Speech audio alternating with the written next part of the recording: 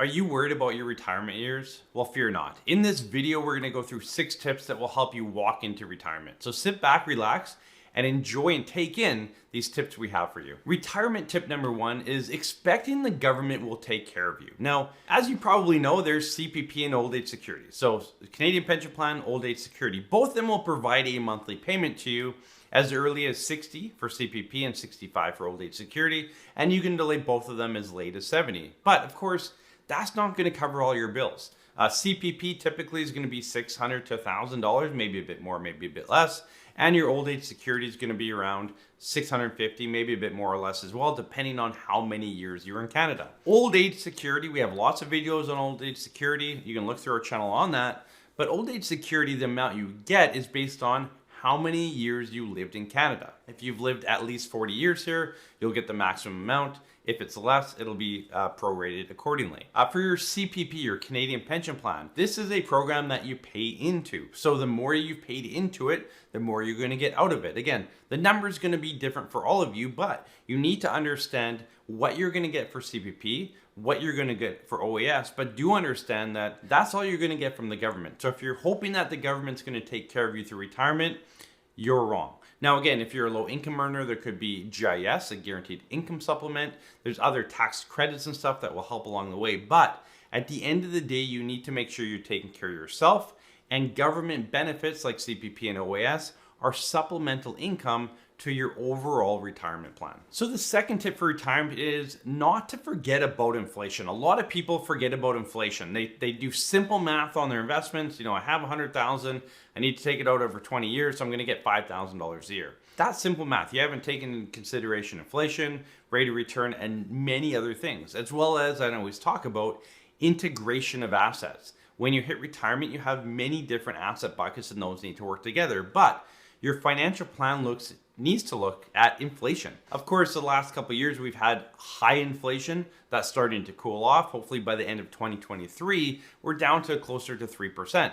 If we look at a 20, 25, 30-year average, we're right around that 2% mark. And so when you build out a financial plan, you need to be realistic with your inflation number. Don't use 5 or 6%, which we're in right now as we record this video, because that's not where we're going to be long term. So you want to use probably 2 to 3%, something that you're comfortable with. If inflation's higher, then your CPP and OAS could also bump up a bit more as well. So, you know, it's all kind of relative at the end of the day, but you want to use something that's conservative, that fits your plan and peace of mind as far as that goes. But don't forget about inflation. Too many of you don't look at nominal and real dollar amounts. Again, we've talked about this on the channel. I've shared our software. You need to see what your real dollar amount and your nominal dollar amount and what is that inflation number used within your financial plan. The third retirement tip I have for you is stop paying more tax than you need to. So many of you, and I mean, majority of you watching these videos, if you haven't hired a financial planner to put a plan together,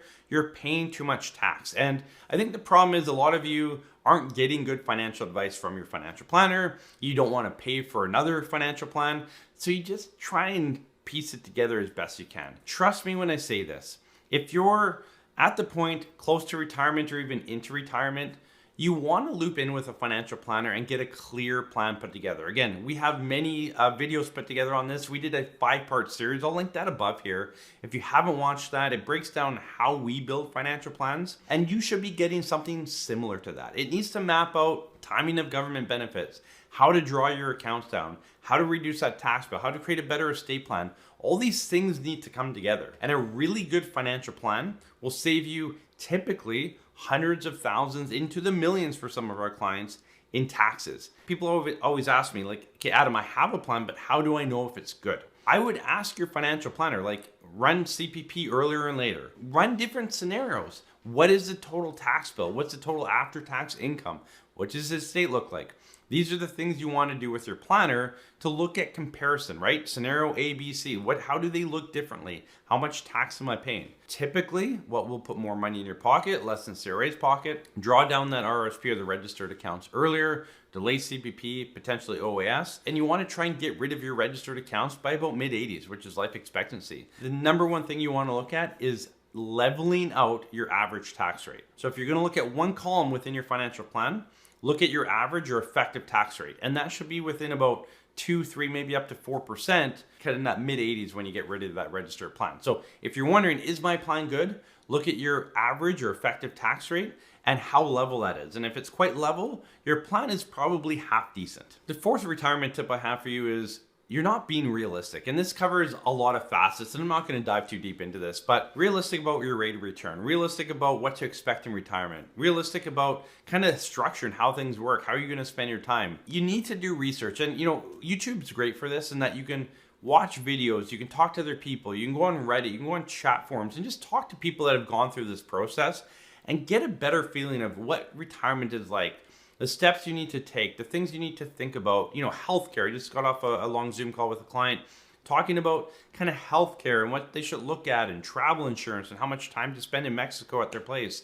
There's always lots going on, and it's important to be realistic about expectations and what you can do. Again, traveling. This is where I talk about laddered income strategy, and I'll go more into that a bit later in this video, but be realistic. You're going to spend more earlier. You should be spending more earlier, but you want the peace of mind that you have enough later on. So things like that. So be realistic as you enter retirement and enjoy retirement. I think that's the biggest thing as well is, be realistic, set expectations, but enjoy retirement. The fifth retirement tip I have for you is to get an estate plan in place. Now, there's two parts to an estate plan. One part is your will and power of attorney. So that's done by, a notary, a lawyer. There's some online options as well. But that's kind of piece number one. Piece number two is, okay, my will says who's going to get my money when I pass away, but how do I structure my financial affairs so that the most amount of money possible that I'm not going to spend actually goes to those people? So you want to reduce that tax bill on death. You want to make sure your beneficiaries are structured properly. All of that comes into your retirement plan. So sit down with your financial planner